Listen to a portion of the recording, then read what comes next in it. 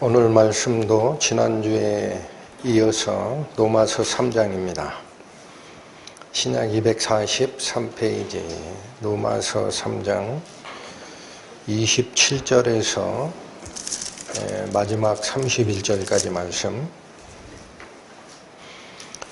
27절 그런즉 자랑할 때가 어디 있느뇨 있을 수가 없느니라.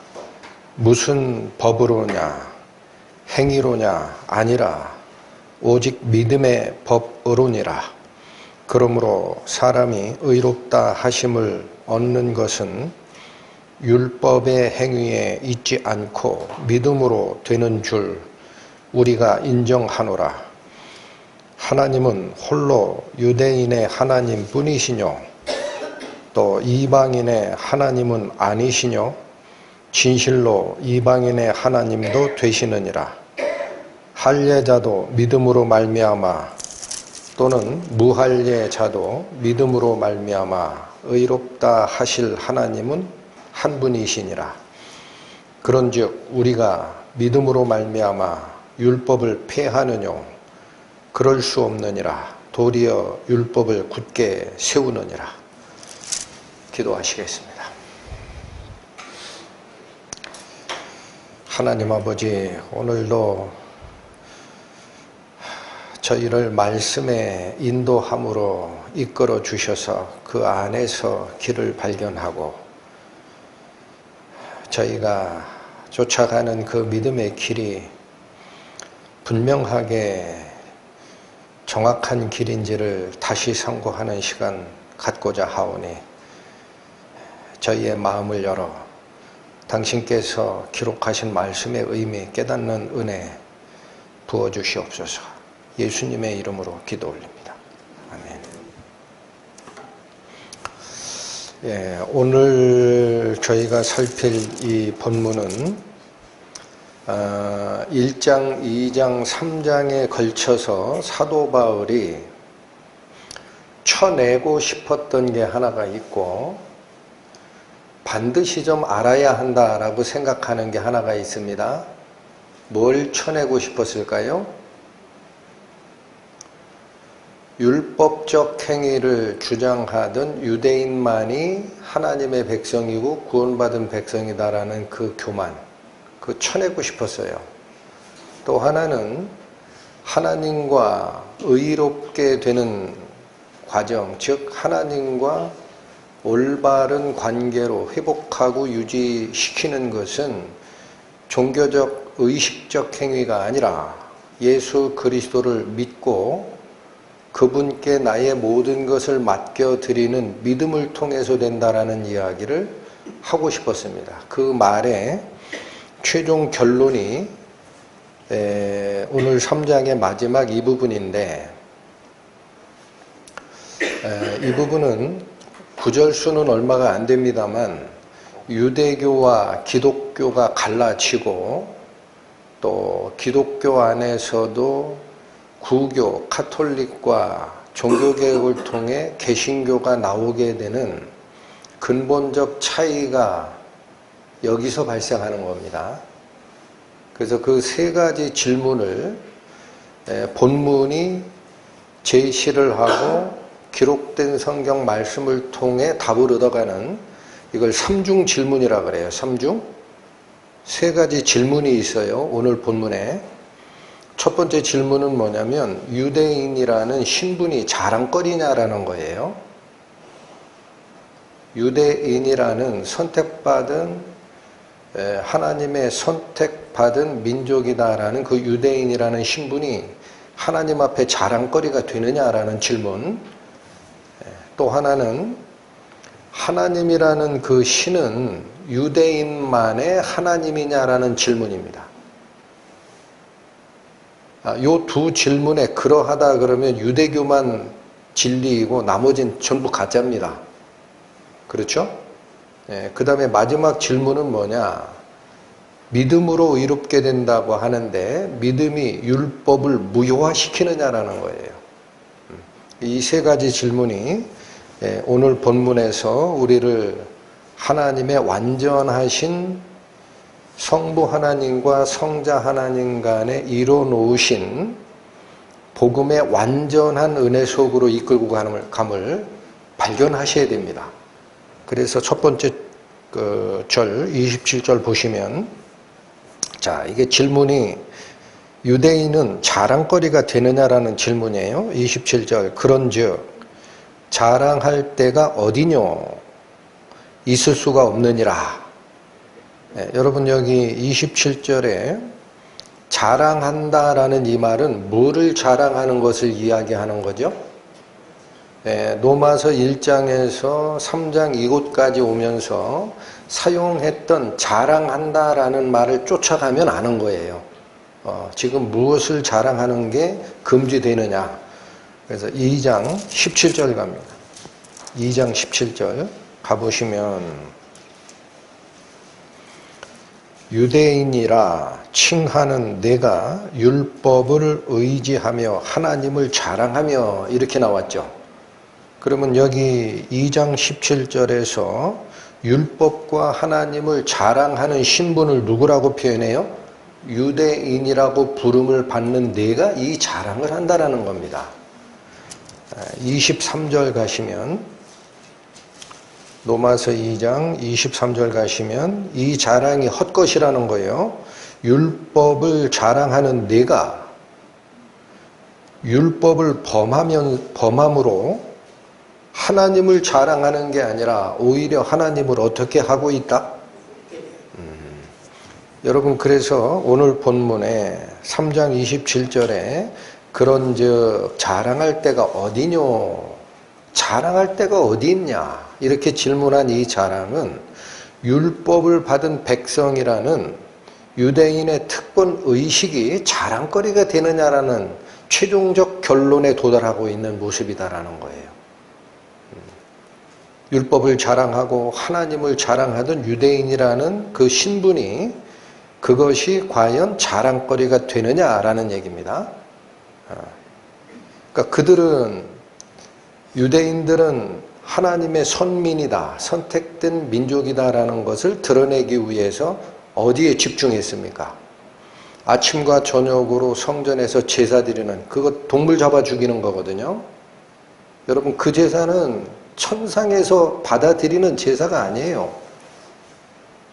동물 피가 어떻게 하늘에 올라가서 우리 영체인 사람의 죄를 대속하겠습니까? 그건 땅에서 이렇게 보여준 거예요. 교보제로. 근데 그 제사 계속 드리면서 우리는 하나님의 선민이라고 주장하잖아요. 누가? 유대인이. 거기다가 아침 저녁으로 제사 드리는 건 성전에서 일어나는 거고, 일반 백성들은 일상생활 속에서 살아가는데, 그러면 신분이 구분되는 방법이 뭘까 했더니 몸에 표시하라는 얘기야. 몸에 표시하라, 할례하라. 그 할례 없는 이방이라고 놀면 안 돼. 이런 것들이 다 뭐냐면 특권의식 속에서 유대인 속에 스며들었던 종교적 활동들이다라는 겁니다. 그런데 그것만 가지고 하나님의 백성이다라는 은혜가 보장이 되느냐 했더니 그게 아니라는 거예요. 뭐는 몰랐어요, 유대인들은.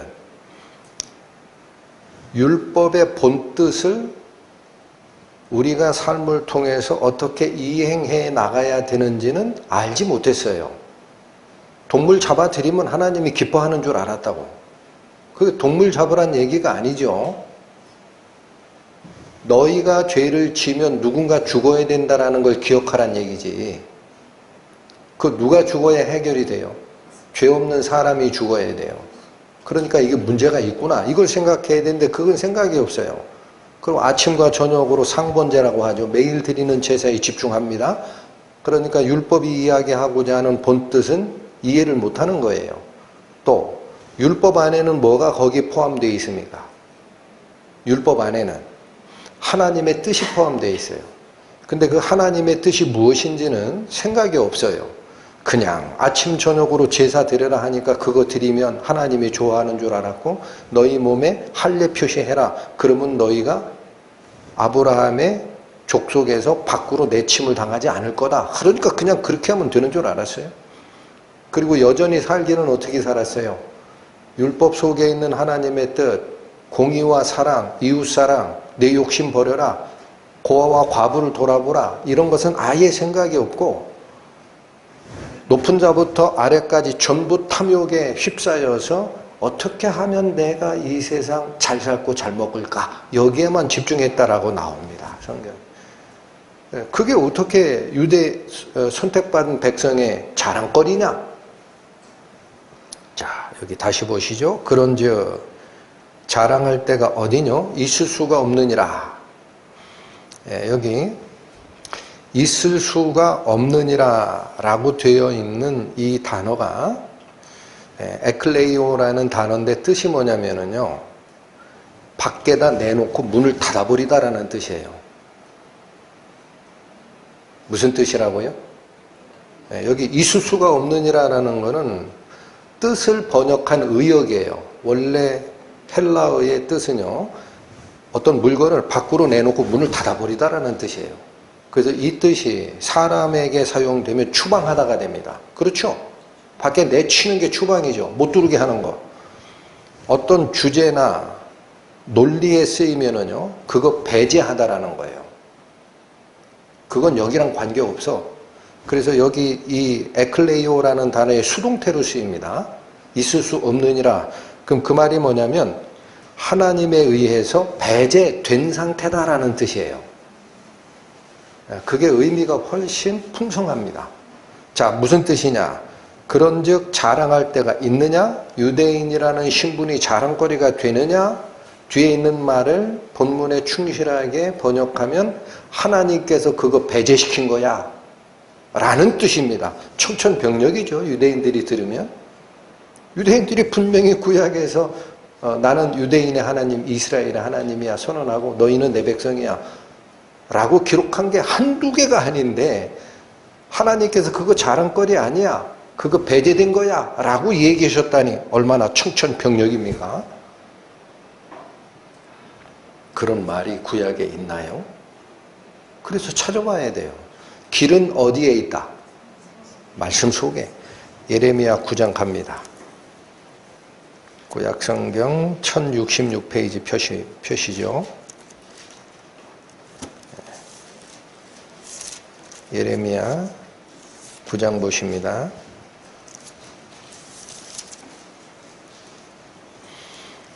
23절, 24절, 1066페이지 예레미야 9장 23절 봅니다. 여호와께서 이같이 말씀하시되 지혜로운 자는 그 지혜를 자랑치 말라. 용사는 그 용맹을 자랑치 말라. 부자는 그 부함을 자랑치 말라. 여러분, 여기 자랑하지 말라라고 하나님이 배제시킨 게 있죠. 오늘 본문이 그런즉 자랑할 때가 어디 있느냐? 배제되었느니라. 여러분, 신구약 성경은 말씀이 말씀을 끌어오는 겁니다. 하나님이 어떻게 배제했어요? 여기 배제돼 있죠. 뭐 자랑하지 말라 그래요? 첫 번째, 지혜 있는 자는 지혜를 자랑하지 말래요. 아, 그러면 이 말씀이 사람 똑똑한 거 자랑하지 말라라는 뜻인가? 아닙니다. 그 얘기가 아니에요. 예레미야서가 지금 9장에서 이 말씀을 하시는데 이 주제가 8장에서 먼저 시작이 됐어요. 그래서 이걸 정확하게 아시려면 8장으로 가야 되는데 8장 보십니다. 8장 8절 보십니다. 너희가 어찌 우리는 지혜가 있고, 자, 여기 지혜 자랑하죠. 유대인들이 지혜 자랑하는 거예요. 우리는 지혜가 있고 우리에게는 뭐가 있다? 여호와의 율법이 있다 말하겠느뇨. 네, 유대인들이 이걸 자랑했던 거예요. 우리의 지혜의 자랑은 우리가 무슨 애굽 사람보다 더 IQ가 좋고 지혜롭고 또는 위에 있는 뭐 아시리아 민족보다 더 똑똑하고 그 얘기를 한 게 아니에요. 유대인들의 자랑은, 지혜 자랑은. 뭘 자랑한 거예요? 우리는 하나님의 율법이 있다. 그게 우리 지혜야. 이렇게 자랑했던 거예요.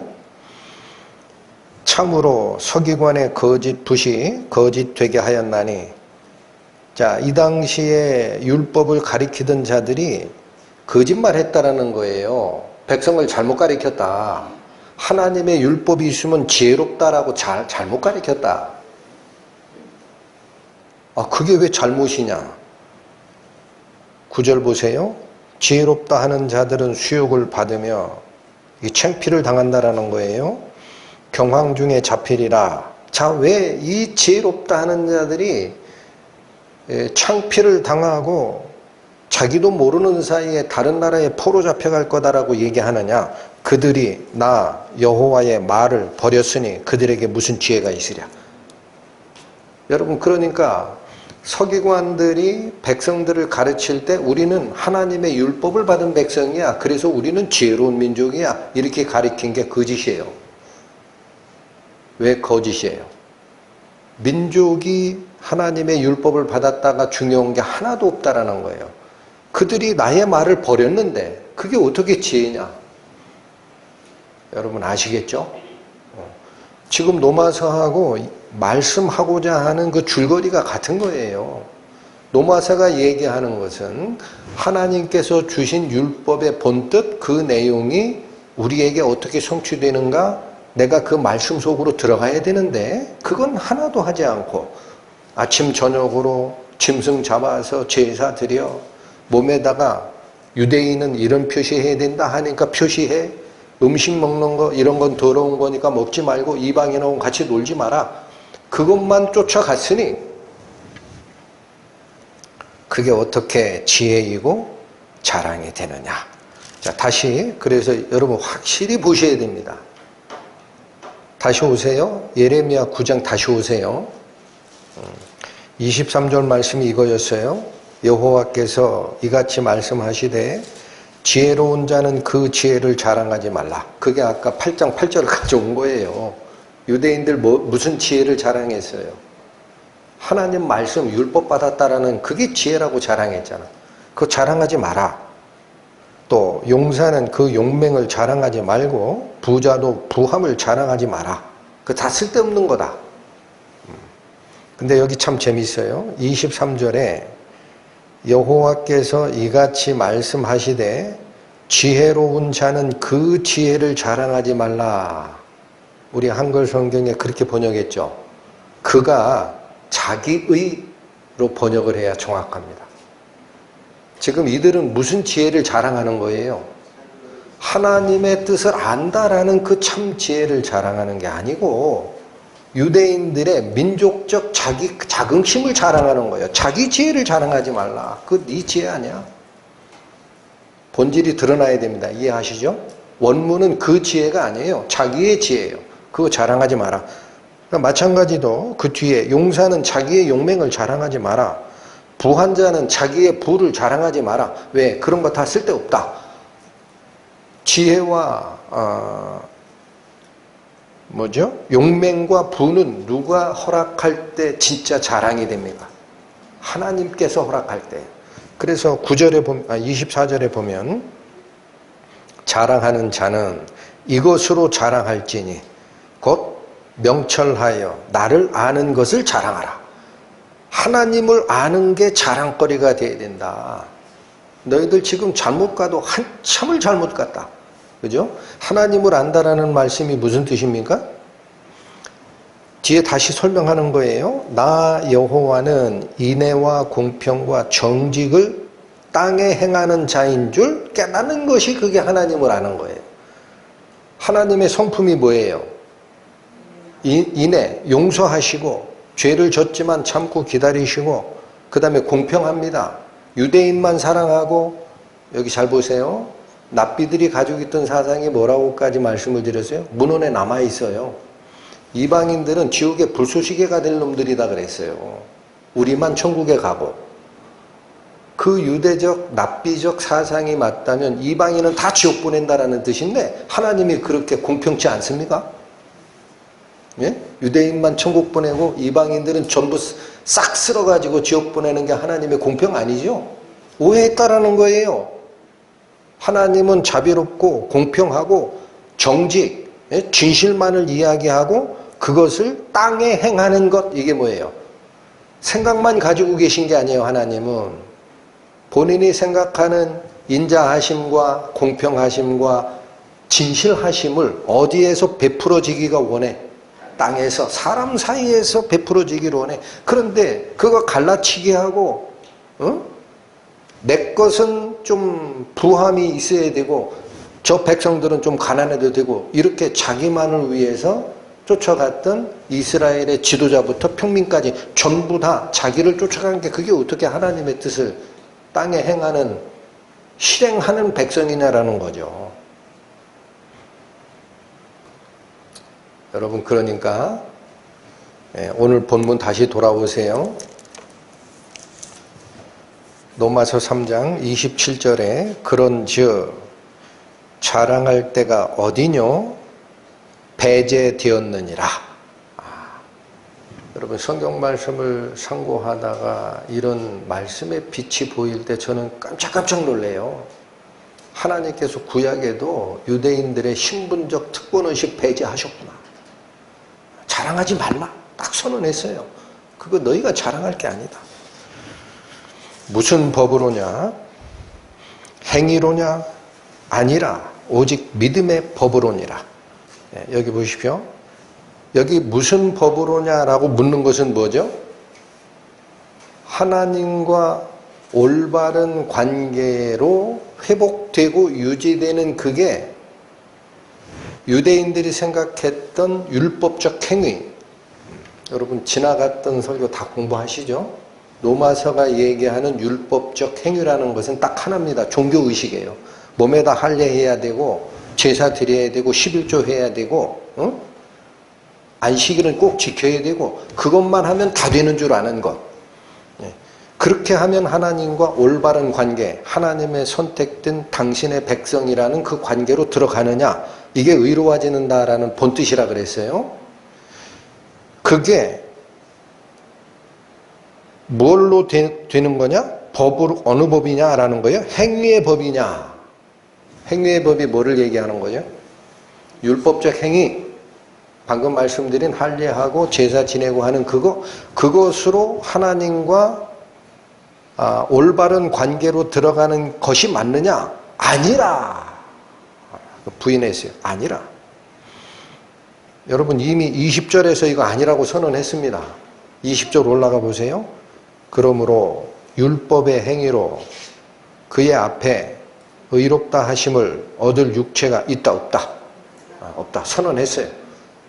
율법, 행위의 법으로는 자 이게 또 높아심에 다시 확인해 들어갑니다. 로마서가 얘기하는 하나님과 내가 의로운 관계다라는 얘기는 내가 죄 안 짓고 거룩한 사람으로 바뀌었다. 이게 아니라 그랬어요. 기억하셔야 돼요. 로마서가 얘기하는 의로워졌다라는 얘기는 그보다 넓다 그랬어요. 하나님과 올바른 관계로 회복됐다라는 뜻이다. 절대 잊어먹으면 안 됩니다. 그 잘못 알아가지고 칭의의 구원을 받고 자기가 죄 하나도 안 짓는다라고 교만이 하늘을 찌르는 사람들이 생기는 거예요. 이걸 모르기 때문에. 여러분 이거 설명해 나가는 로마서를 쓴 사도 바울이 로마서 7장 가보십시오. 본인이 어디에 매여 있다고 그래요? 내 속사람은 하나님의 법을 좋아하나 내 육체 속에 다른 법이 하나가 있어서 죄와 사망의 법 밑으로 나를 끌고 가는 것을 보는도다 하는데 뭐가 깨끗해져요? 확실하죠?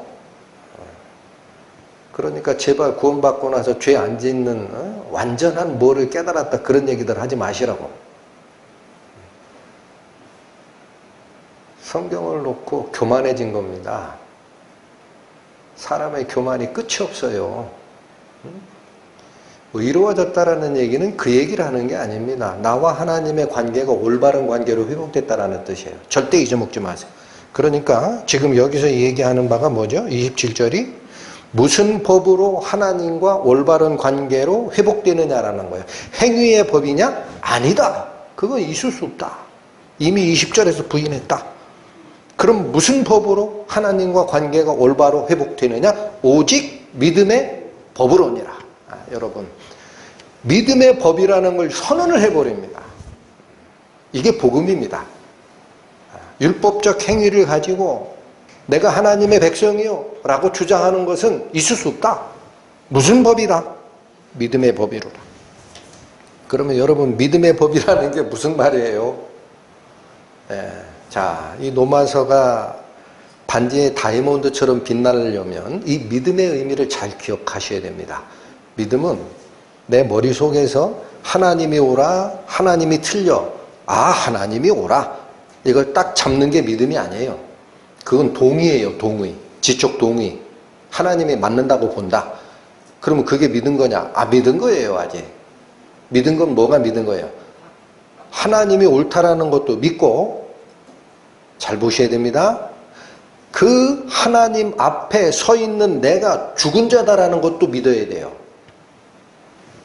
아, 그건 안 믿더라고. 꼭 얘기를 하다 보면 하나님이 죄를 절대 용납하지 아니하시는 100% 순결한 의로운 분이시다라는 걸 믿고, 거기서부터 안 믿어지면 표현이 그런데 날 샜어요. 구원이고 뭐고. 두 번째 뭘 믿어야 되느냐? 그분이 바라본 내 모습을 믿어야 돼요. 그분의 의로움 앞에 섰을 때 나는 반드시 죽게 생겼구나. 이걸 믿어야 돼요. 그러면 세 번째, 완전한 행위적 맡김이 일어납니다. 뭘 맡겨요? 내 생명 갖다 드리는 거예요. 하나님이 살리시는 방법 말고는 없습니다. 제발 이 죽을 목숨 내가 맡겨 드릴 테니 하나님 살려내십시오. 자비를 구합니다. 이렇게 맡기는 거예요. 그게 믿음이에요. 자, 그래서 여기 믿음의 법으로다라는 말이 하나님과 올바른 관계로 회복되는 게 율법적, 종교적 행위를 해서 당신의 백성으로 인정받는 게 아니고 하나님께 모든 걸 맡겨드려야 된다는 뜻이에요. 그래서 이것도 똑같이 아까 살피셨던 예레미야 9장 다시 갑니다. 다시 가보시죠. 구약 1065페이지. 펴보십시오.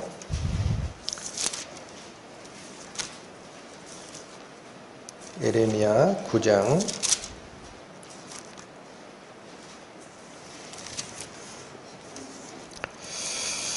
7절로 가보십니다. 아까 저희가 23절, 24절을 보셨죠? 예레미야 9장 7절 가보시면 만군의 여호와께서 이같이 말씀하시되 보라, 내가 내 딸, 여기 딸이라고 그래요. 딸. 이 아빠 된 사람들은 다 알아요. 딸이 눈에 넣어도 안 아파요. 사랑한다라는 거예요. 내 딸 백성을 어떻게 처치할꼬. 여기 딸을 사랑한다는 얘기를 하시다가 갑자기 뭐라고 나와? 이거 뭔가 조치를 좀 취해야 되겠다. 그러면 뭐라고 하냐? 그들을 녹이고 연단하리라. 여러분, 하나님은 우리에게 언어를 주신 분입니다. 바벨탑 사건에서 언어를 분장하신 분이 하나님이에요. 그걸 알기 때문에 녹인다라고 얘기를 하면 사람들이 알아먹는 거예요. 여러분, 이거 왜 녹여요? 지금 이거 불태우려고 녹이는 건가? 뒤에 나오죠. 녹이고 어떻게 하리라. 이게 무슨 뜻이에요? 녹이는 이유입니다. 불순물이 섞여 있어요. 그러면 이걸 녹여서 불순물을 걸러내고 순수하게 금만 순금을 채취하려면 이게 바로 정년 과정이 필요해요. 그거 녹여야 돼요. 그죠? 그럼 이 말의 뜻은 무슨 뜻이냐면 내 딸, 내가 사랑하는 이스라엘 백성들이 불순물이 섞여 있다라는 거예요. 그거 제거하려면 녹여가지고 연단해야 된다라는 거예요. 그러니까 이런 문장을 읽으실 때 하나님이 주시는 벌에 집중하실 필요가 없어요. 그러면 뜻이 사실은 반쯤밖에 나한테 발견이 안 돼요. 뭐에 집중해야 돼요? 아, 당시 하나님이 사랑하던 이스라엘 백성들 안에 불순물이 섞여 들어간 게 있구나라는 거예요. 그거 끄집어내겠다라고 하나님이 선언하시는 거다. 그게 뭘까? 11절 가세요. 내가 예루살렘으로 무더기를 만들며 시랑의 구렬이 되게 하겠고. 자, 단어들이 어렵죠? 시랑이라는 것은 승냥이, 늑대, 경우에 따라 여우, 한마디로 야생동물입니다. 예루살렘으로 무더기를 만들며 라는 것은 예루살렘이 파괴된 상태예요. 요즘에 가자지구 그 처참한 모습 있죠? 폭격하고 났더니 쌓여있는 그 건물 잔해가 100년을 치워야 된다는 얘기도 나옵니다, 지금. 그게 무더기가 됐다는 뜻이에요. 예루살렘으로 파괴돼서 무더기가 되게 만들겠고, 또 야생동물의 굴혈이라는 것은 굴입니다, 굴. 혈의 구멍혈자예요. 야생동물이 기거하는 동굴이 되게 하겠고, 유다 성읍들로 황폐케 하여 거민이 없게 하리라. 하나님이 왜 내 딸 백성을 이렇게 정련하느냐. 12절 지혜가 있어서 이 일을 깨달을 만한 자가 누구며 여호와의 입의 말씀을 받아서 광포할 자가 누구인고 이 땅이 어찌하여 멸망하여 광야같이 타서 지나가는 자가 없게 되었는고. 자, 이거 지혜로 잘 보란 얘기예요. 왜 이런 일을 당했느냐. 지혜를 가지고 잘 봐라. 13절 여호와께서 말씀하시되 이는 이유 설명합니다. 친절하십니다. 안 보려고 그래서 안 보이는 거예요. 왜 이렇게 됐다 그래요? 그들이 내가 그들의 앞에 세운 나의 법을 버렸기 때문이에요. 이스라엘이 아침 저녁으로 제사 드리고 할례하고 다 했는데 무슨 법을 버렸을까? 에? 하나님의 법 뭐를 버렸을까? 나의 법을 버리고 내 목소리를 청종치 아니하며, 그 얘기는 하나님의 본래 뜻을 담은 말씀은 귀를 닫았다라는 거예요. 종교적 의식행위에 중점을 뒀을 뿐 그대로 행치 아니하고. 자, 그거 실행도 안 했다. 하나님이 말씀하시는 거는 재물이 있고 토지가 있고 하더라도 너 혼자 먹고 살라고 하지 말고 안식년에는 그냥 농사 짓지 않고 내버려 두어서 지나가는 나그네가 따먹게 하고, 또 너희 밭에 밀이나 보리가 수확이 될 때가 되면은 다 깎아서 추수하지 말고 구덩이에 일부 남겨놔라. 그 얘기 하신 거냐. 그거 왜 그래요? 에? 네가 다 먹으면 소유가 없는 고아와 과부는 뭐 먹고 사냐. 걔네들 먹게 놔둬라. 이 얘기한 거 아닙니까? 근데 그대로 행하지 않았다. 14절 그 마음에 무엇을 따라? 여기 강팍이라는 단어는 마음이 굳었다라는 거예요. 마음이 아주 단단히 굳어서 그 열조가 자기에게 가르친 무엇을 쫓아갔다. 여러분, 이 말은 바알을 쫓아갔다라는 게 무슨 뜻이에요? 여러 번 설명을 했습니다. 그 당시 가나안 지역 포함해서 그 아시리아 지역, 이 지역에서 섬겼던 제일 중요한 이방인들이 섬겼던 신이 바알이에요. 그 바알은 무엇을 보장해주는 신이냐? 풍요와 다산입니다. 그럼 여기 바알을 쫓았다라고 해요? 바알들을 쫓았다라고 해요? 바알 신이 하나가 아니라 여럿이라는 거야. 이게 무슨 뜻이에요? 이스라엘이 예루살렘 성전을 세우고 그걸 주장했지 바알을 섬긴 적이 없어요. 바알도 아니에요. 바알들이야. 이게 상징인 줄 아셔야 돼요. 이스라엘 백성들이 마음으로는 뭐를 쫓았다? 풍요와 다산을 쫓았다라는 거예요. 내 거 좀 챙기자. 내가 먹고 남는 거는 내 아들들 주면 되지. 이게 풍요와 다산 쫓아가는 모습 아닙니까? 이걸 쫓았다라는 거예요. 그래서 아까 읽으셨던 예레미야 9장 23, 24 뒤쪽을 보십니다. 25절. 그래서 어떻단 얘기냐? 9장 25절. 여호와께서 말씀하시되 날이 이르면 할례 받은 자와 할례 받지 못한 자를 내가 다 벌하리니. 예, 여러분 하나님께서 다 벌한다라는 말은 다 잘못했다라는 얘기예요. 잘못 없는데 벌하십니까? 할례 받은 자도 잘못 살고 할례 받지 아니한 자도 전부 잘못 산다. 26절 보세요. 곧 애굽과 유다와 에돔과 암몬 자손과 모압과 및 광야에 거하여 그 머리털을 모지게 깎은 자들에게니라. 지금 이스라엘 사람들이 살아가는 그 당시 환경에서는 주변 국가 전체를 다 거명을 한 겁니다. 주변 국가 전체? 에? 전체 다에게 벌을 내린다라는 거예요. 그러면 뭐라 그러느냐? 대저, 이건 잘 들어라 라는 뜻이에요. 집중하라. 열방은 할례를 받지 못하였고, 열방이라는 것은 이방 사람들이에요. 네, 몸에 할례하지 않았다라는 거죠. 그리고 이스라엘은 마음의 할례를 받지 못하였느니라 하셨느니라. 그러니까 하나님께서 선언하는 게 뭐예요? 우리가 하나님의 선택된 백성이요, 몸에 할례 표시하고 이방인하고 달라 이렇게 주장하던 유대인들이 겉껍데기에다만 표시를 했지 마음속에 강팍한 그 마음을 찢어내고 풍요와 다산을 위해서 쫓아가는 마음을 바꿔서 하나님께서 내 백성은 이렇게 살라 라고 얘기했던 인애와 사랑과 긍휼의 마음, 가난한 자를 구제하는 마음, 그렇게 살아간 적이 없다라는 거예요. 맞죠?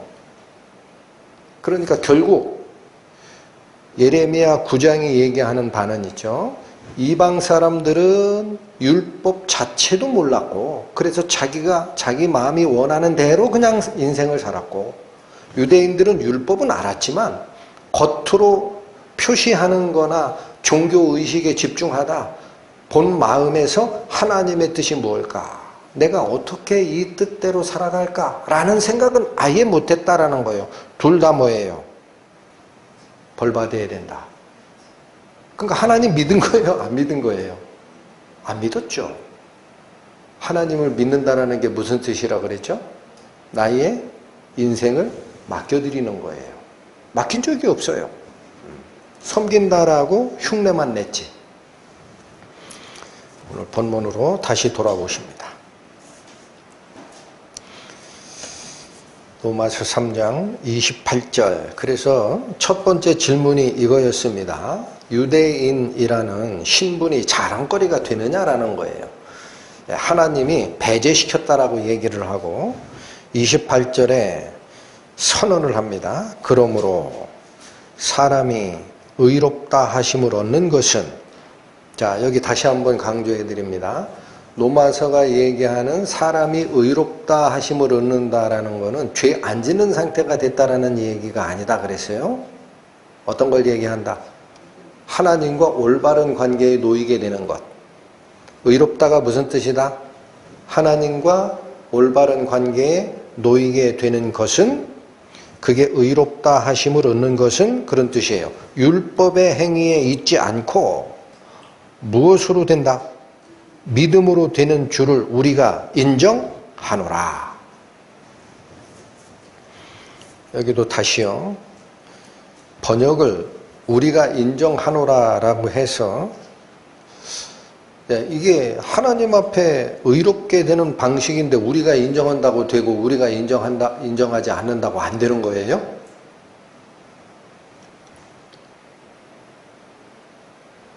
이거 읽으시다 그런 느낌 못 받으셨어요? 받았죠?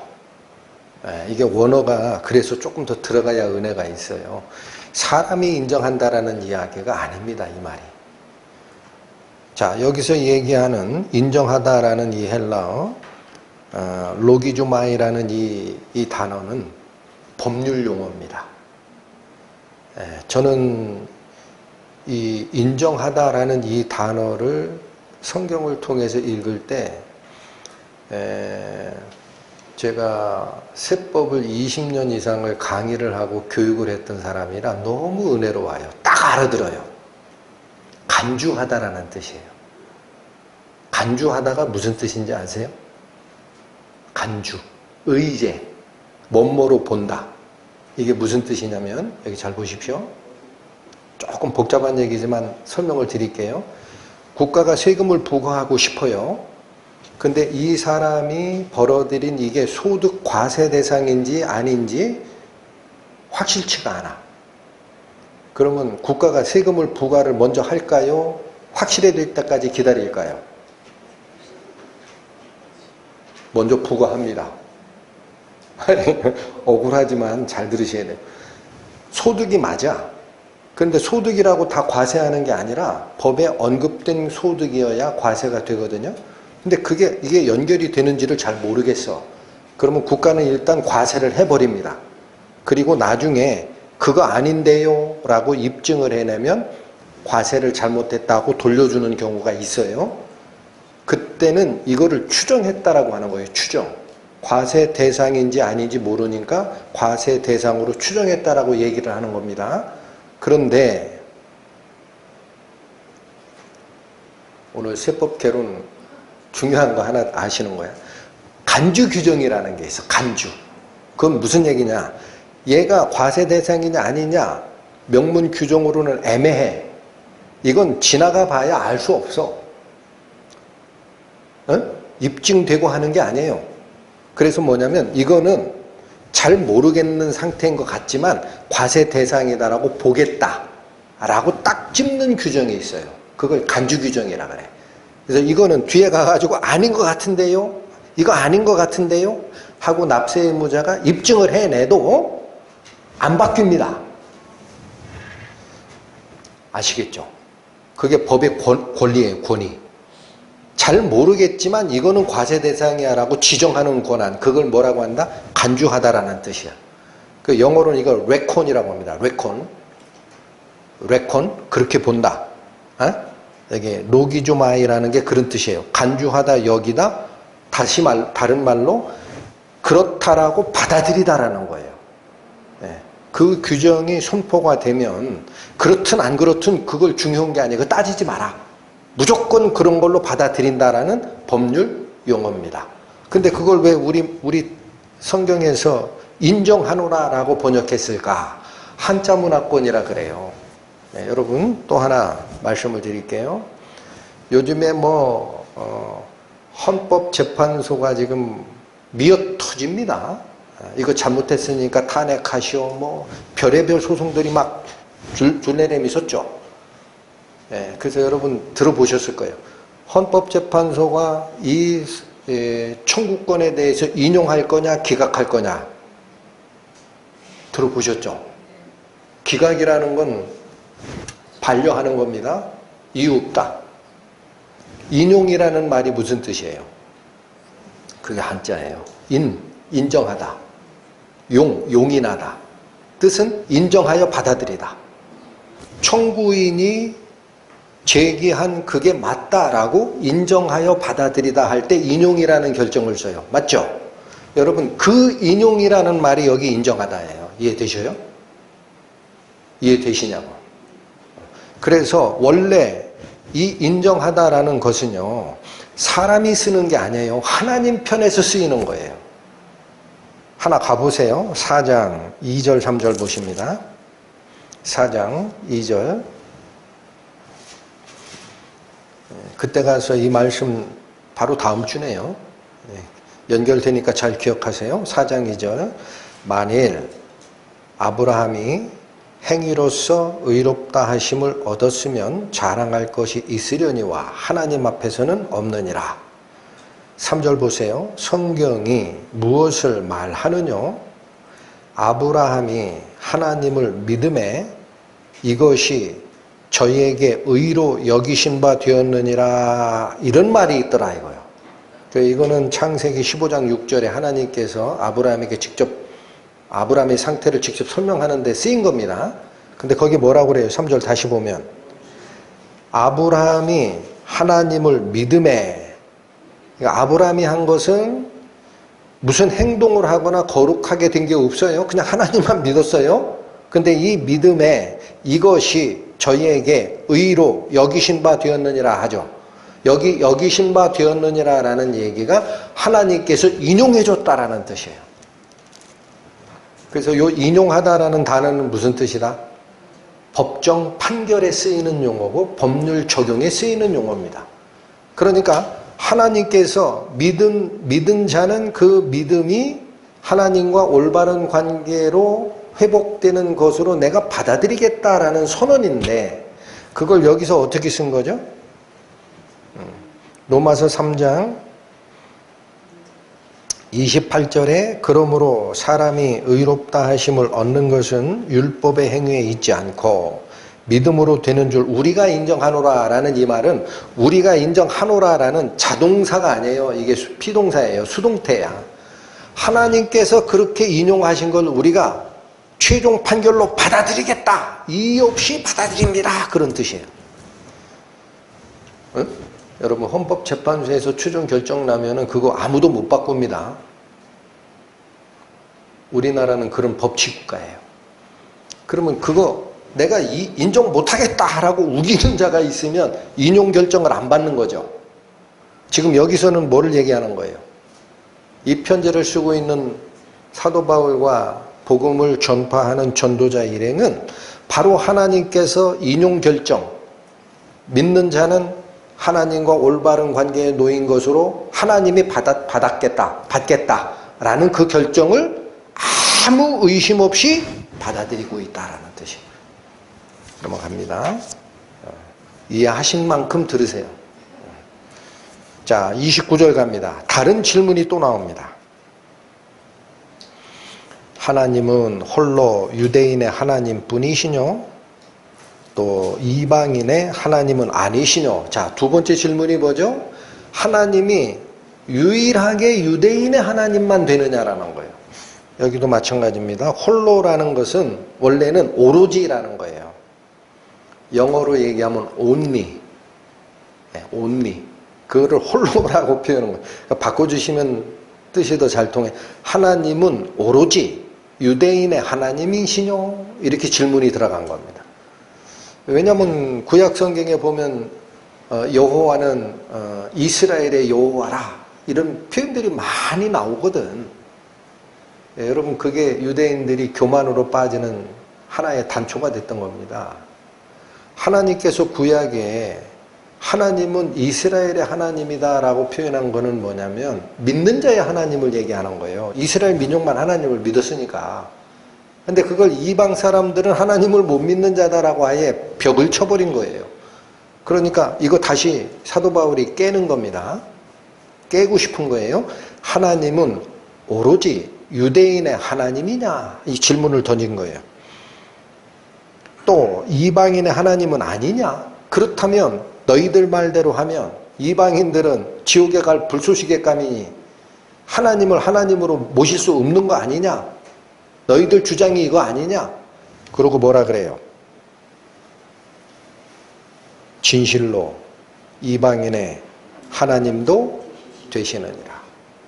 여러분 이게 사도 바울이 자기가 논리를 개발해서 제시한 걸까요? 구약 성경에 있을까요?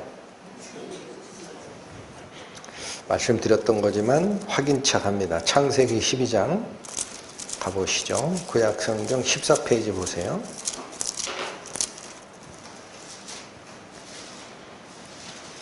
창세기 12장 1절서 3절 읽겠습니다. 여호와께서 아브라함에게 이르시되 너는 너의 본토 친척 아비집을 떠나 내가 네게 지시할 땅으로 가라. 내가 너로 큰 민족을 이루고 네게 복을 주어 네 이름을 창대케 하리니 너는 복의 근원이 될지라. 2절 보시면 아브라함 자체가 복의 근원이 된다라고 얘기를 합니다. 그리고 너로 큰 민족을 이루겠다. 자, 2절은 누구에 대한 축복이에요? 아브라함의 족속들 이스라엘에 대한 축복이 확실합니다. 그런데 3절이 있잖아요.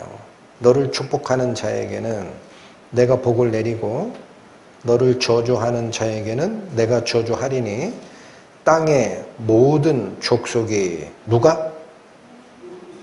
땅의 모든 족속이 너를 인하여 복을 얻을 것이니라 하신지라.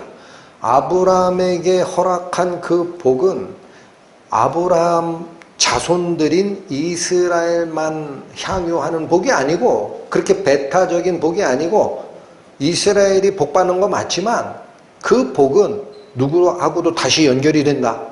땅의 모든 족속도 아브라함이 믿는 하나님을 믿는 자들에게는 복이 연결될 것이다. 할렐루야.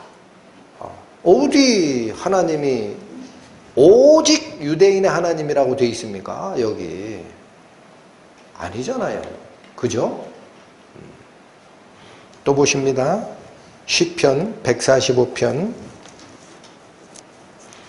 이게 하나님의 성품과 본래 마음을 잘 살피셔야 됩니다. 시편 145편 구약 907페이지 보세요.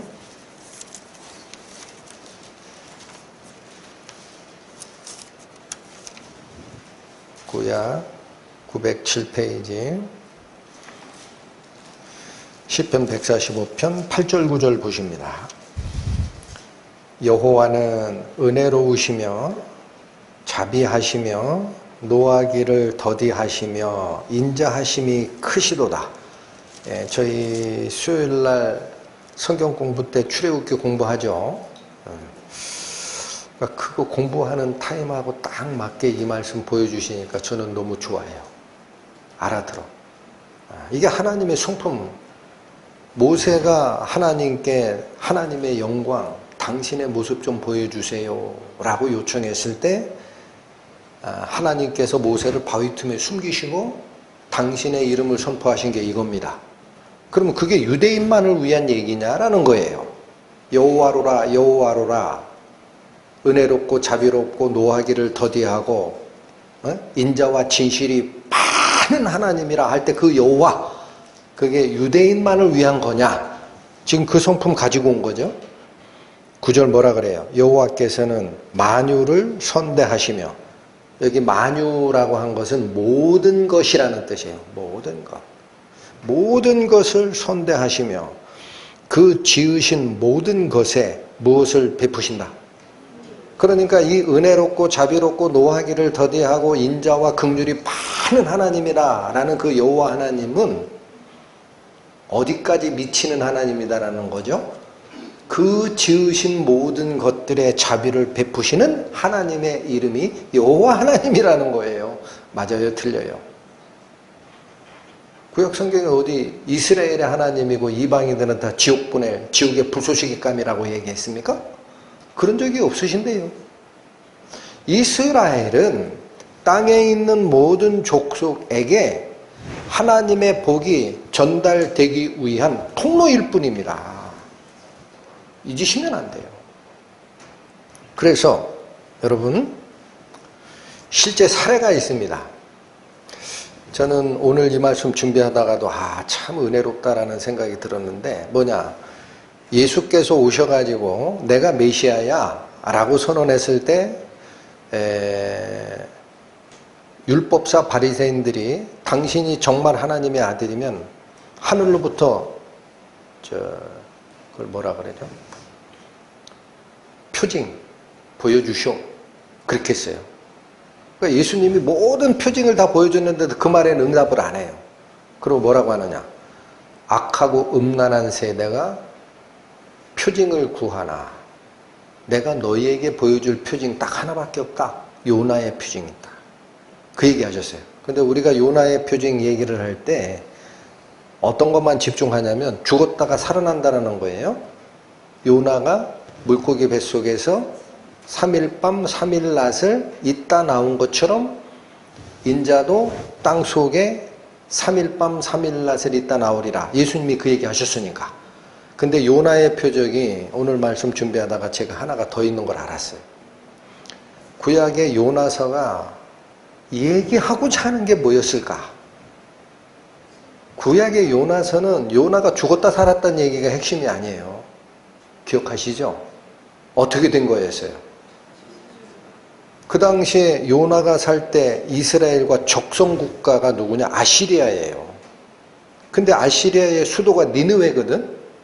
거기에 사람이 무지하게 많이 사는데 가만히 보니까 하나님이 보시니까 그 이방 사람, 니느웨 사람들은 하나님도 몰라, 아무것도 몰라, 전쟁하고 다른 나라 지배하는데 몰두해 있어. 그러니까 하나님이 요나에게 시켜요. 얘야, 거기 니느웨에 가가지고 너희들 그렇게 살다가는 내 벌받아 죽을 줄 알라, 선포하라. 보내. 그랬더니 요나가 가요, 안 가요?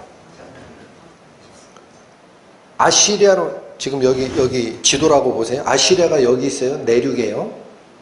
요나가 어디로 갔냐?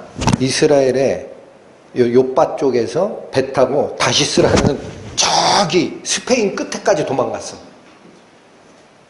반대로. 하나님, 나 그 복음 안전할 거야 하고 도망가다가 배가 파손하고 고래인지 큰 물고기가 삼켜서 물고기로 하나님께서 토해내라 해가지고 요나 다시 토해내잖아요. 두 번째 또 얘기해요. 하나님이 똑같이 얘기해. 요나야, 내가 얘기했던 거 다시 가, 빨리. 니느웨로 가가지고 회개하라고 전해. 너희들 이대로 살다간 다 죽어. 그랬더니 그 니느웨가 얼마나 큰 성인지 있죠. 거기를 다 전하려면 3일길이에요. 3일은 돌아다녀야 돼. 근데 이 요나가 하나님 말씀이 지엄하니까 가서 복음을 전하긴 전하는데 3일을 하면은 다 알아먹게 하잖아. 성경에 며칠 다녔다 그래요. 하루만 다녔어요. 신용만 한 거야. 그래서 뭐라 하면 얘 이놈들아, 하나님이 너희들 벌레릴 거야 하고 휙 하고 그냥 에이 다 됐다. 네, 여러분 요나서 읽다 보면 재밌어요. 하루길이에요. 하루 갔어요. 원래 3일길이라는 얘기가 나와요. 그러니까 제대로 전했어요? 대충 전했어요? 네, 그거 왜 그래요? 진짜 회개하면 싫거든. 적성국가인데 하나님 복 받으면 안 되잖아. 해가지고 전했는데 문제가 뭐예요? 하나님이라는 존재를 듣지도 보지도 못한 그 백성들이 다 회개를 해버려요. 왕까지도 왕복을 벗어놓고 베옷 갈아입고 죄를 뒤집어 쓰고 우리가 회개하자. 그러면 이 이스라엘의 하나님이라는 신께서 우리를 용서할 것 같다. 우리가 할 수 있는 것은 이것밖에 없다 하고 회개를 해. 그때 하나님이 딱 보고 용서하시니라 이렇게 됐거든. 이야기가 끝나질 않아요, 여러분. 오늘 요나서 다 얘기해드리네. 요나가 있죠. 선포는 하고 하나님이 무슨 결정 내리는지 모르잖아. 어? 그러니까 요나는 그 니느웨가 망하는 걸 보고 싶은 거야. 니느웨 성 겉에다가 천막 치고 기다려요. 이 성이 언제 망하나. 기다리는데 그날이 거기가 너무 날이 따가운 날인 것 같아. 그러니까 하나님께서 이제 뭐라고 하느냐면 이 요나가 잘못 생각하는 거다 이거죠. 자기네만 구원받고 이방 사람을 회개해서 하나님 복 받는 게 싫다. 이게 거부거든요. 요나의 거부. 그래가지고 뭐냐면 박농쿨이 나게 해. 그 박농쿨이 이게 이파리가 넓잖아요. 하니까 내리쬐던 태양이 딱 가려지거든. 그러니까 요나가 너무 좋다 하고 있는데 하나님이 그 교훈 주려고 하는 거예요. 벌레를 또 보내가지고 박농쿨 씹어버리게 해. 그러니까 곧바로 시들게 해. 그러니까 요나가 뭐라 그래요? 햇볕이 내리쬐는데 박농쿨은 사라졌지 방법이 없으니까 나 그냥 죽을래 하고 그냥 하나님 원망하고 하니까 하나님이 그때 딱 하는 말이 있어요. 요나야, 네가 왜 승질내냐 하니까 요나가 뭐라 그래요? 승질내다 죽어도 옳습니다. 그렇게 돼 있어요. 제가 승질을 내다 죽을지언정 옳습니다. 하나님은 우리의 하나님입니다. 이거 주장하는 거야. 그랬더니 하나님이 뭐라 하냐면 너 하루 났다가 하루에 시드는 박농쿨도 네가 아꼈잖냐. 그러면 내가 좌우 분별 못하는 니느웨에 사는 20여만 명 그 백성을 불쌍하게 여기는 게 옳은 거 아니냐? 그 하나님이 누구를 구하고 싶은 거예요. 한번 가보세요. 그 말씀하신 데만 봅니다. 요나서 4장 구약 1289페이지 펴보십니다.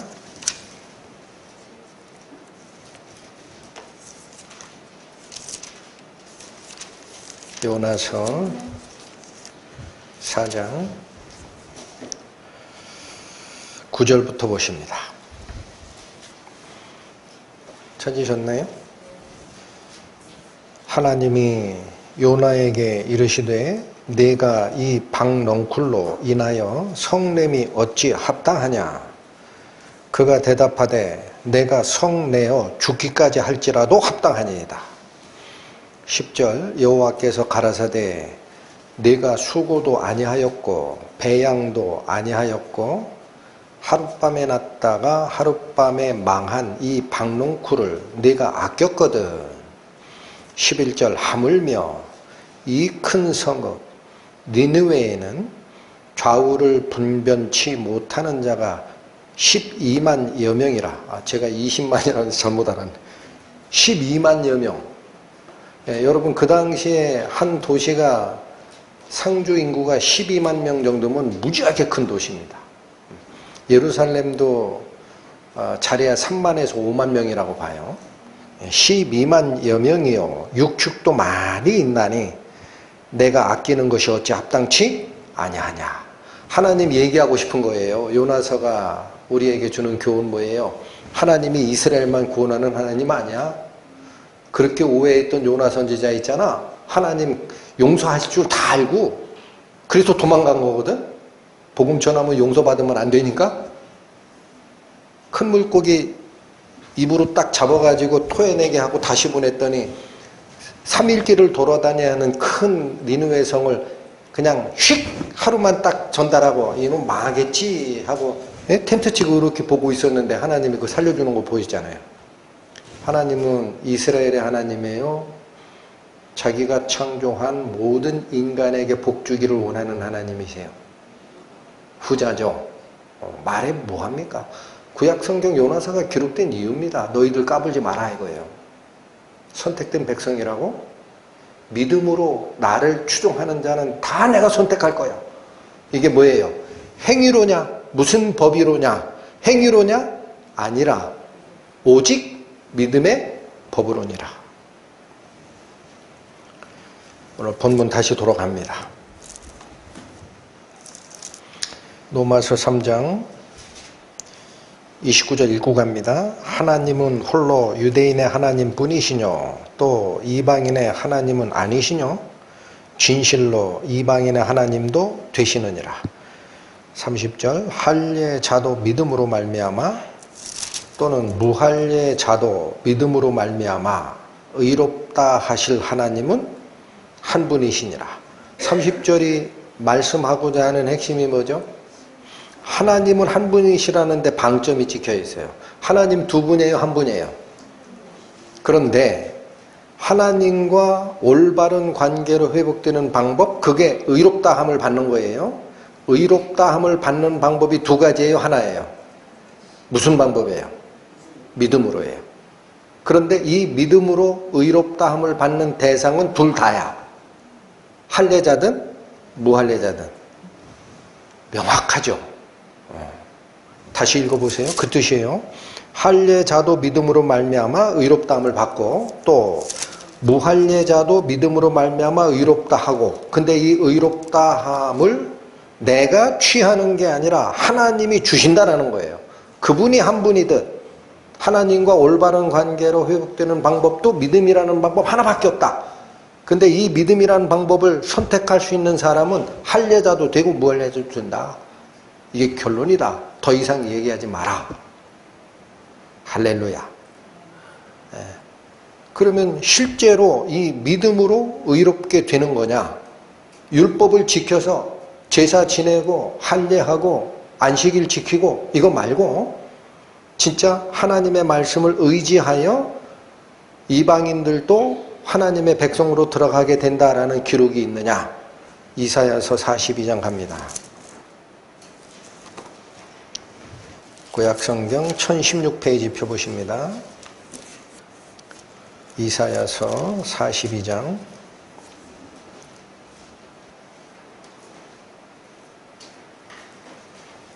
1절 보시죠. 이거 전에 주일 설교 말씀으로 한번 설명해 드린 겁니다. 내가 붙드는 나의 종 내 마음에 기뻐하는 나의 택한 사람을 보라. 이거 누구라고 그랬어요? 네, 메시아 예수 그리스도입니다.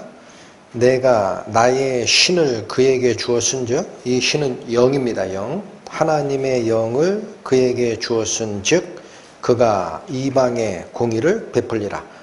여러분, 여기 이방이 이스라엘 민족이 아닌 다른 나라 사람들을 얘기하는 겁니다. 그러니까 메시아가 오시면 하나님의 영의 충만을 받은 그 메시아가 오시면 그가 어디에 공의를 베풀리라? 이방 땅에. 이 말이 여기 중심이 되는 이유는 유대인들은 이미 말씀을 받았거든요.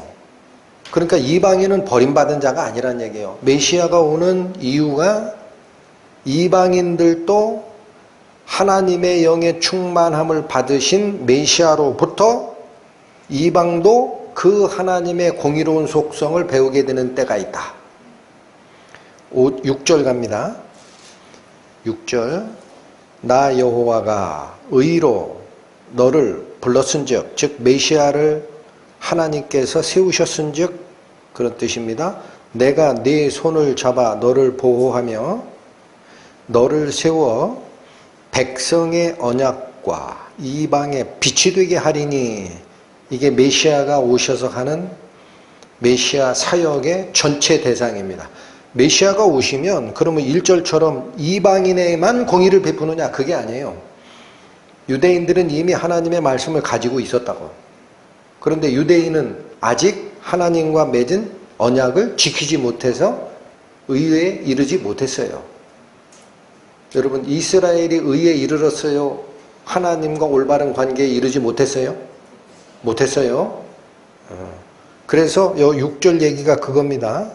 나 여호와가 의로움으로 메시아를 불렀고 내가 메시아 네 손을 잡아 너를 보호하며 또 메시아 너를 세워 두 가지 역할을 하게 한다는 거예요. 백성의 언약과 이방의 빛이 되게 하리라.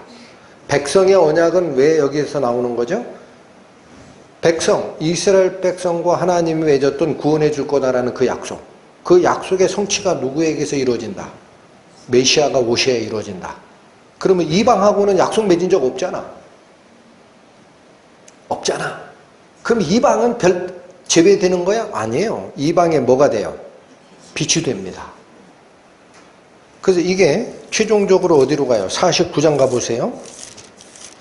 49장 6절 보시면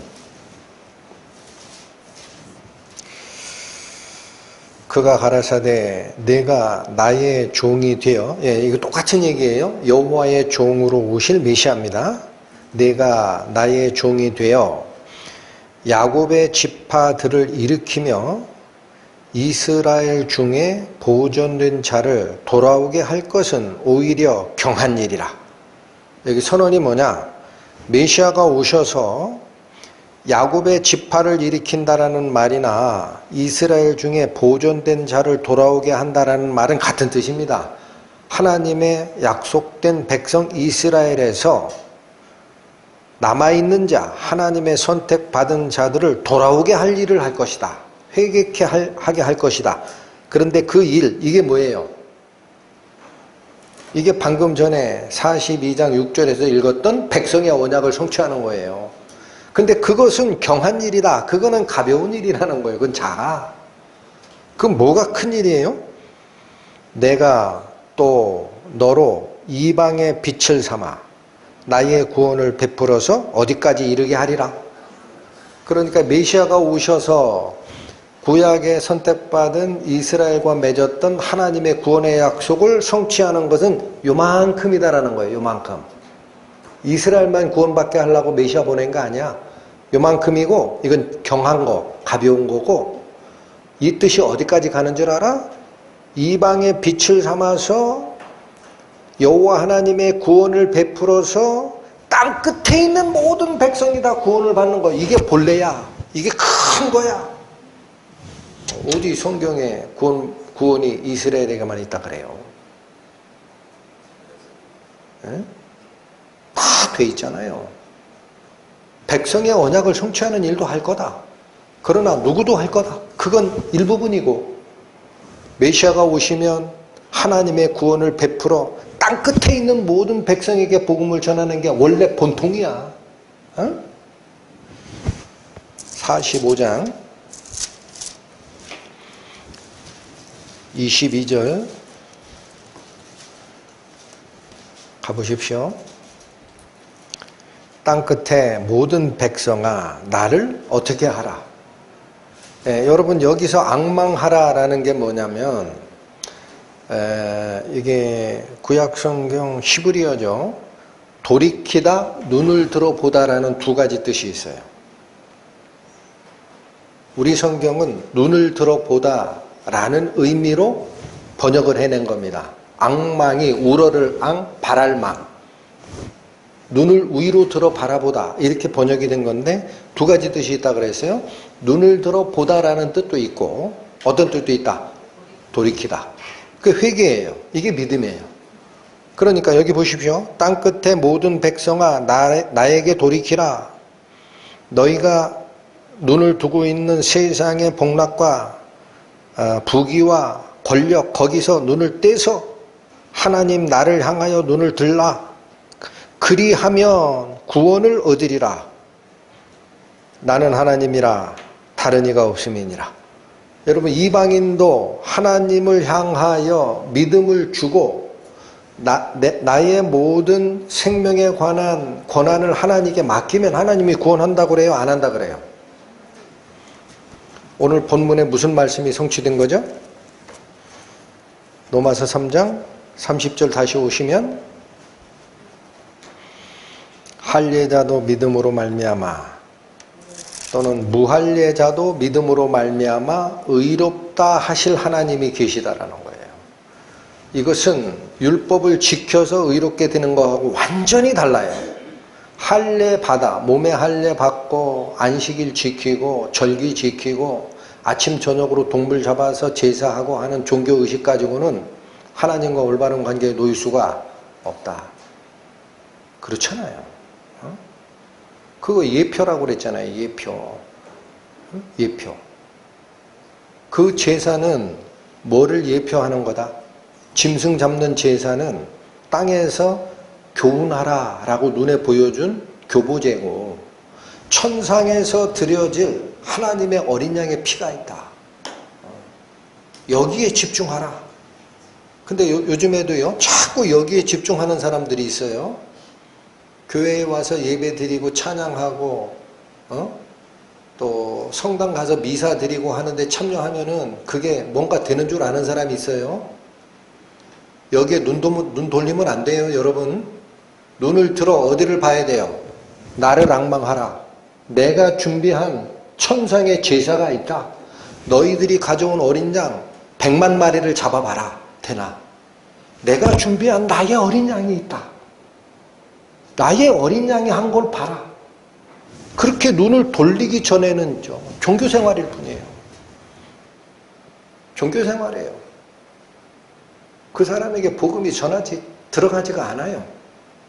예? 둘 중 하나예요. 자, 오늘 본문 다시 오십니다. 마지막 절이죠. 31절. 그런즉 이게 세 번째 질문이에요. 자꾸 믿음의 법을 강조하고 있다라는 거예요. 지금 바울이. 그런데 이 믿음의 법을 강조하다 보니까 근본적인 뿌리채 파가지고 엎어버리고 던져버리는 사람들이 있어요. 이거 특히나 개신교 신앙인들 중에 많습니다. 그리스도가 은혜로 왔는데 우리가 율법을 왜 지키냐? 율법 필요 없다. 그거는 예수님 오시기 전에 필요했던 거지. 지금 뭐가 필요해? 이렇게 얘기한 사람들이 또 나와. 그러니까 여러분 진리를 쫓아가는 길이 얼마나 힘든지 아세요? 네? 이건 어떻게 교정이 안 돼요. 네. 제가 목회 이 단상에 쓴 지가 10년 정도 되는데 과거에 오셨다가 간 분 중에 이것 때문에 간 사람이 있어요. 제 설교 중에 율법 폐지가 안 됐다 그러니까 그 다음 날부터 탁 돌아가더라고. 아, 저 양반 잘못된 가르침에 자기 마음을 내놨었던 분이구나. 여기 보십시오. 응? 그런즉 우리가 믿음으로 말미암아 율법을 폐하느뇨? 예수님을 믿는 믿음, 은혜가 오면 율법은 사라지는 겁니까? 이 질문 드린 거예요. 뭐라 그래요? 그럴 수 없느니라. 그럴 수 있다, 그럴 수 없다. 그리고 나오는 이 접속사가 있어요. 도리어가 뭐예요? 반대다. 너희가 생각하고 있는 그게 아니고 반대야, 반대. 반대로 율법을 굳게 세워야 된다. 여러분, 이 말씀에 오늘 은혜를 받으셔야 돼요. 그게 구약과 신약을 갈라치게 하고 하나님께서는 나에게 복 주는 하나님이지 율법의 저주는 나에서 떠나서 라고 생각하는 아전 인수격 편협한 은혜주의적 신앙이 가져오는 결론이 율법 폐기론자입니다. 꼭 기억하셔야 됩니다. 율법이 뭐가 율법입니까? 하나님 말씀이잖아요. 근데 그 말씀이 왜 폐지가 돼요? 이랬다 저랬다 하시는 분입니까? 말씀으로 갑니다. 마태복음 5장. 마태복음 5장 17절 보십니다. 예수님 말씀입니다. 6페이지, 신약 6페이지, 마태복음 5장 17절.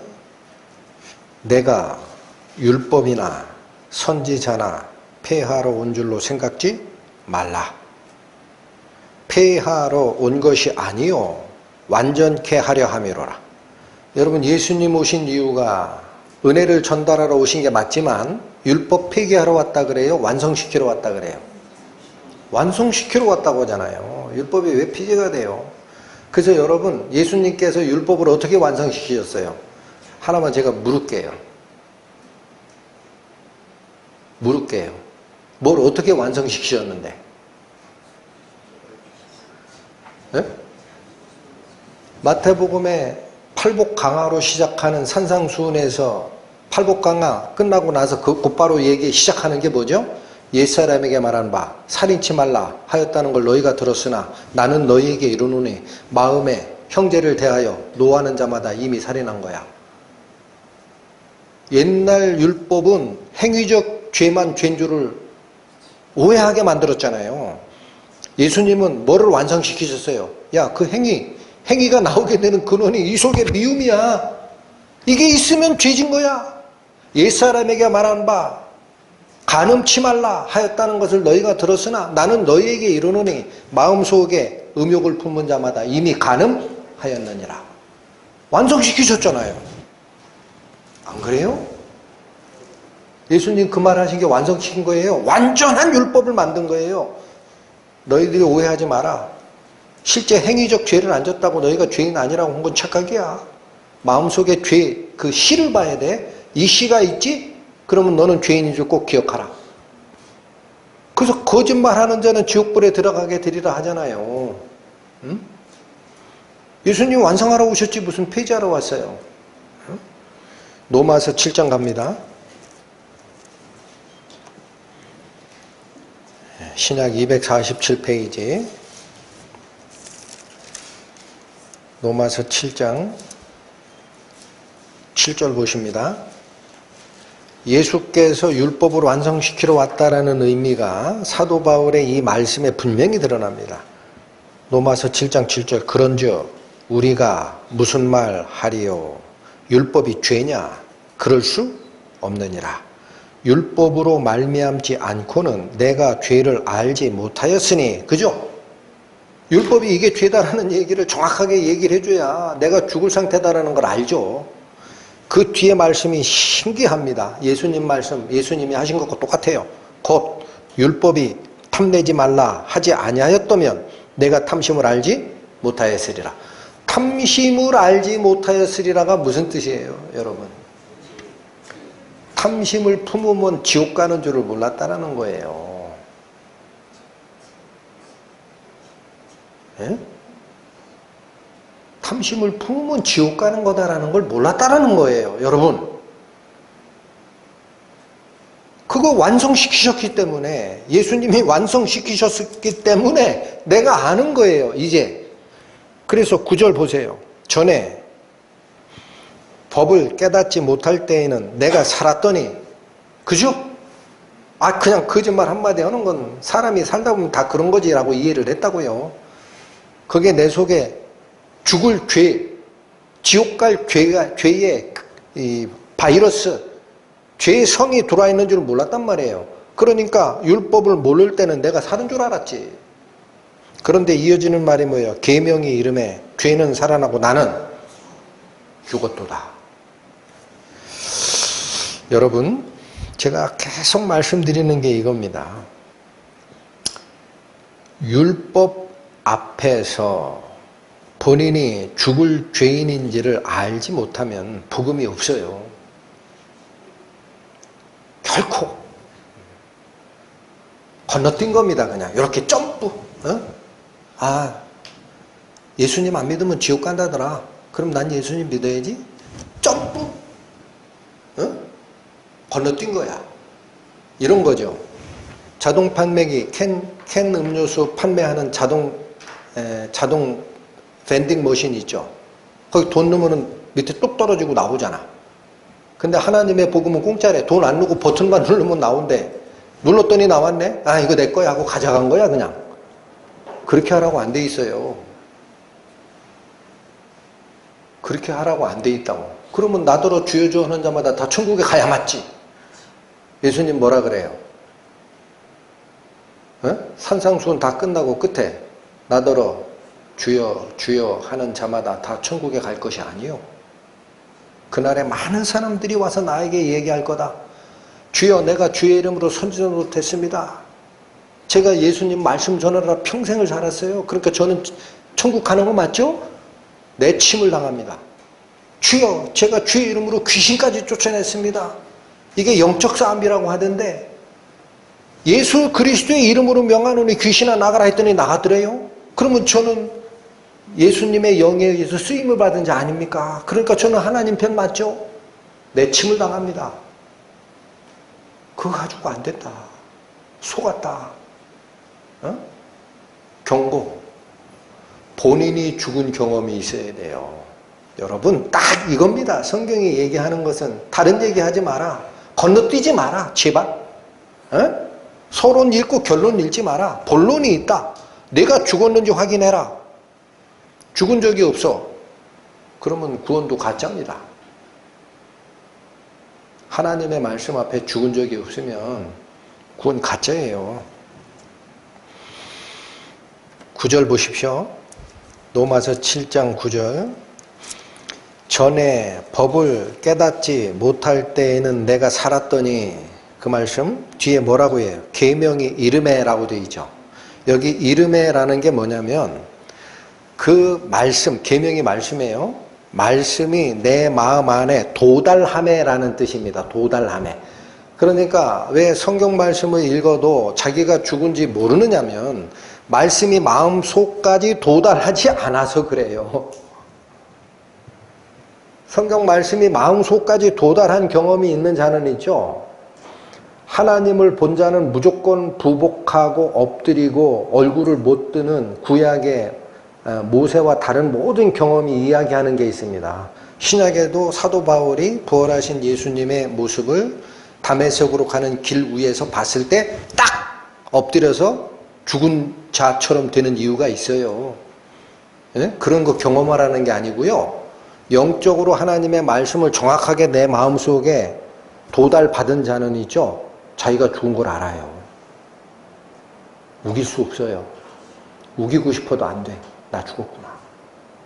하나님, 저 죽었습니다. 살려주십시오. 이렇게 가는 거지.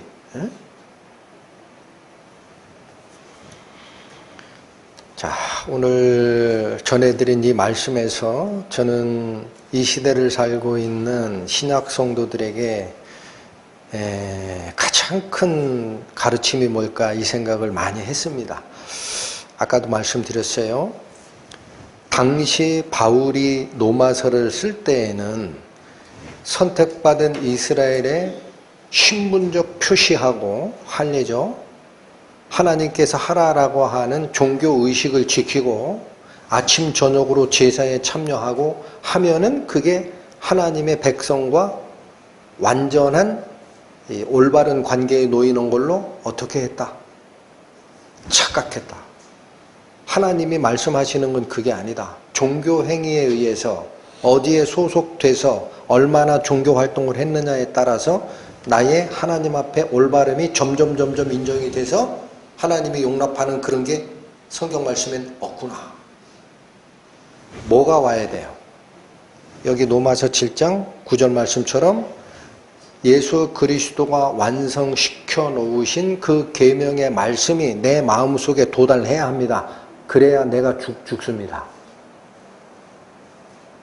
죽고 나서야 살기 때문에 그때부터 내가 죽었다라는 사실을 확인하는 순간부터 복음을 향한 희망이 보이는 거예요. 이 사실을 꼭 가슴속에 간직하는 은혜가 있기를 원합니다. 기도하십니다. 하나님 아버지, 오늘 저희는 로마서 3장의 마지막에 세 가지 질문에 대한 성경적 해답을 다시 확인하였습니다. 유대인들이 스스로 교만하고 특권의식에 사로잡혀서 하나님의 살아있는 말씀 앞에 죽을 수밖에 없는 자인 줄을 깨닫지 못하였던 그 잘못 다시 확인하였습니다. 부디 이 시대를 살고 있는 저희들도 하나님의 살아계신 말씀 앞에 자신이 죽을 수밖에 없는 자였음을 반드시 확인하게 하여 주시고 자기의 모든 생명과 자기의 모든 더럽혀진 목숨을 살려내실 능력과 은혜가 있으신 예수 그리스도 앞에 내어드리는 결단의 역사, 은혜의 역사 일어나기를 원하오니 인도하여 주옵소서. 예수님의 이름으로 기도 올립니다. 아멘.